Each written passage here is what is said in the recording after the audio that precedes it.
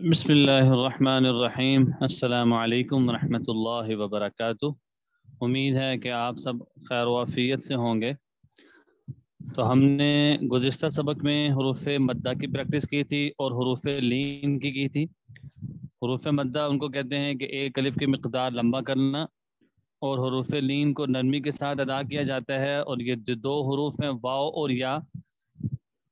حروف مدہ کب ہوتے ہیں؟ الف سے پہلے والے حرف پر زبر ہو الف مدہ، واو ساکن سے پہلے پیش ہو واو مدہ، یا ساکن سے پہلے زیر ہو تو یا مدہ۔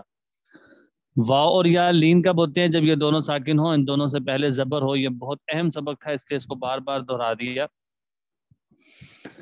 آج کے سبق میں جو نیا سبق ہے وہ آپ کے سامنے صفحہ بھی موجود ہے۔ حمزہ ساکنہ، یاد رکھیے حمزہ ساکنہ سے مراد کیا ہوتا ہے۔ قرآن پاک میں الف اور حمزہ کی پہچان یہ ہے کہ الف ہمیشہ خالی ہوتا ہے اور حمزہ کے اوپر نیچے کوئی نہ کوئی حرکت ہوتی ہے۔ تو حمزہ ایک ایسا حرف ہے کہ جس کو جھٹکے کے ساتھ پڑھا جاتا ہے، ٹھیک ہے، حمزہ کو جھٹکے کے ساتھ پڑھا جاتا ہے۔ اچھا، اس میں پھر یہ بات یاد رکھیے کہ کچھ لوگ سوال بھی کرتے ہیں کہ قرآن پاک میں حمزہ کے نیچے کبھی واو آ جاتا ہے، کبھی یا آ جاتی ہے، کبھی الف آتا ہے۔ تو اس میں آسان بات یہ سمجھیں کہ حمزہ کی تین شکلیں ہیں، تین شیپس ہیں۔ سب سے پہلے حمزہ کی شکل یہ ہے کہ حمزہ کبھی الف کی شکل میں ہوتا ہے، اور کبھی حمزہ واو کی شکل میں ہوتا ہے، اور کبھی حمزہ یا کی شکل میں ہوتا ہے۔ یا دوسرے لفظوں میں یہ کہیں گے حمزہ بشکل الف، حمزہ بشکل واو، حمزہ بشکل یا۔ ان کی علامت یہ ہوگی کہ حمزہ کے نیچے کبھی الف آئے گا، اس کو کہیں گے حمزہ الف کی شکل میں ہے، اور جب حمزہ کے نیچے واو آئے اس کو کہیں گے کہ حمزہ واو کی شکل میں ہے، اور جب یا آئے تو اس کو کہیں گے کہ یہ حمزہ یا کی شکل میں ہے۔ اس میں مثالوں سے بات سمجھیے۔ سب سے پہلی لائن اس کی ڈیفینیشن ہے حمزہ ساکنہ، اس کو دیکھیں کہ حمزہ ساکنہ کو جھٹکے کے ساتھ پڑھیں گے۔ حمزہ کبھی الف، کبھی واو اور کبھی یا کی شکل میں ہوتا ہے۔ اچھا جی، حمزہ الف کی شکل میں کیسے ہوتا ہے یہ دیکھیں۔ یہ تین مثالیں میں نے ہائی لائٹ کی ہیں، تین مثالیں دیکھیں۔ سب سے پہلی مثال تأتون۔ اب اس میں نوٹ کریں کہ یہاں پر حمزہ ہے اور اس کے نیچے کیا الف ہے، یعنی پورا الف ہے، اوپر کیا ہے جزم ہے، تو یہ حمزہ کس کی شکل میں؟ الف کی۔ اگلا لفظ ہے کأسن، کأسن۔ اب یہاں پر دیکھیں کہ یہاں پر بھی حمزہ ہے، یہ الف کی شکل میں ہے۔ رأی، یہاں پر بھی حمزہ کس کی شکل میں؟ الف کی، ٹھیک ہے۔ پھر حمزہ واو کی شکل میں ہو، یہ اگلی مثال اس کی آ گئی۔ یہ دیکھیں حمزہ ہے اور حمزہ کے نیچے کیا ہے، کون سا حرف ہے؟ واو ہے، تو اس کو ہم یہ کہیں گے کہ یہ حمزہ واو کی شکل میں ہے، یہ حمزہ واو کی شکل میں۔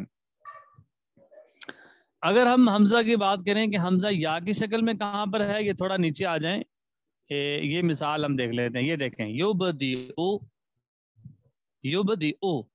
اب اس میں آپ نوٹ کریں کہ یہاں پر حمزہ یا کی شکل میں ہے، حمزہ کے نیچے یہاں پر کیا آ گئے؟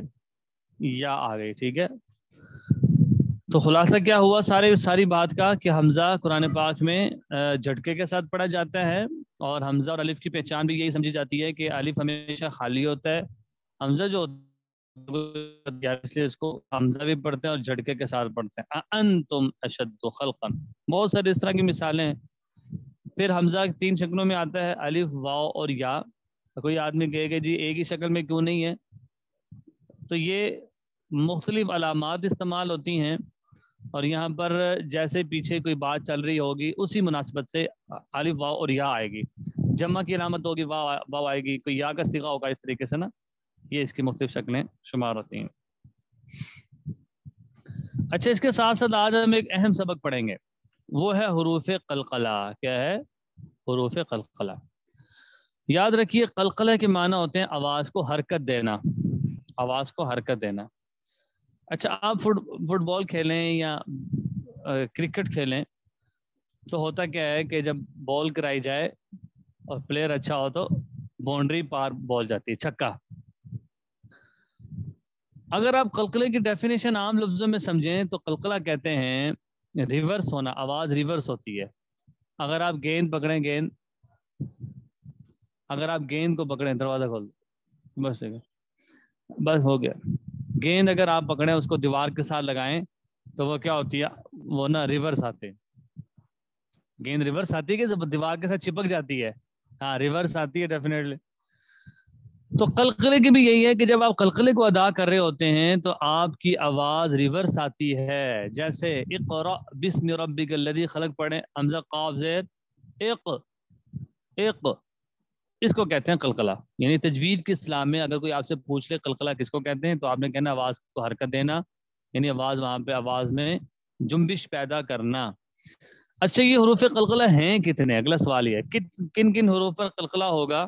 تو یاد رکھیے 5 حروف ایسے ہیں کہ جو حروف قلقلہ ہیں، یہ دیکھیں یہ 5 حروف ہی ہے، قاف طا با جیم دال، قاف طا با جیم دال، ان کو یاد کر لیں، قاف طا با جیم دال۔ ان کا مجموعہ اگر یاد کرنا ہے تو وہ بھی آسان ہے، قطب جدن، قطب جدن، سب اس کو 10 دفعہ پڑھیں تاکہ سب کو یاد ہو جائے، قطب جدن۔ یہ 5 حروف قلقلہ ہیں۔ اس میں صرف ایک شرط ہے، وہ شرط یہ ہے کہ یہ حروف قلقلہ اس وقت ہوں گے کہ جب یہ ساکن ہوں۔ یاد رکھیے جب یہ ساکن نہ ہو، متحرک ہوں، پھر تو یہ عام حرف ہوں گے۔ اس لیے قلقلہ کے لیے شرط کیا ہے کہ یہ ساکن ہوں گے، اسی وقت ان پر قلقلہ ہوگا۔ اقرأ بسم ربک الذی، پھر اسی طرح قل هو اللہ احد، اب یہاں پر دال پر قلقلہ ہو رہا ہے۔ تو بہت ساری مثالیں مل جائیں گی حروف قلقلہ کی۔ اب یہ جو عبارت لکھی ہے ذرا ہم اس پہ آتے ہیں، اس کو پڑھتے ہیں کہ حروف قلقلہ 5 ہیں، قاف طا با جیم دال، جن کا مجموعہ قطب جدن ہے۔ جب ان حروف پر جزم ہو تو پڑھتے وقت ان کی آواز گیند کی طرح واپس لوٹے گی، جس طرح گیند واپس لوٹتی ہے آواز بھی اسی طریقے سے واپس لوٹے گی، اسی کو حروف قلقلہ کہتے ہیں۔ اچھا ان کی ہم اگر پریکٹس کریں، یہ دیکھیں نقعن میں کون سا حروف قلقلہ ہے؟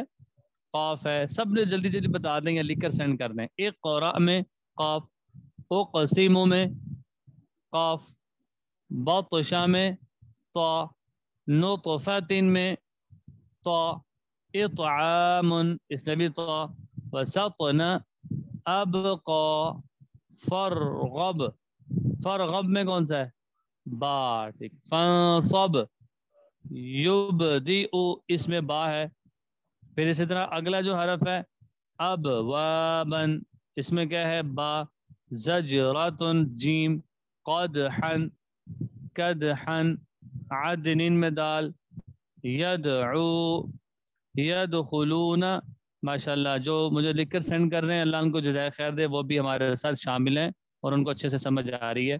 تو بس یہی بات ہے، حروف قلقلے کا خلاصہ یہ ہے کہ 5 حروف قلقلہ ہیں، جب یہ ساکن ہو اس وقت ان پر قلقلہ ہوگا، اور قلقلے کی تعریف یہ ہے کہ آواز گیند کی طرح لوٹ کر واپس آتی ہے، اور ان پر قلقلہ اسی وقت کریں گے جب یہ ساکن ہو۔ اب آپ کے پاس 1 منٹ کی بریک ہے، اس کو ذرا دہرا لیں، حمزہ کو بھی اور حروف قلقلہ کو بھی۔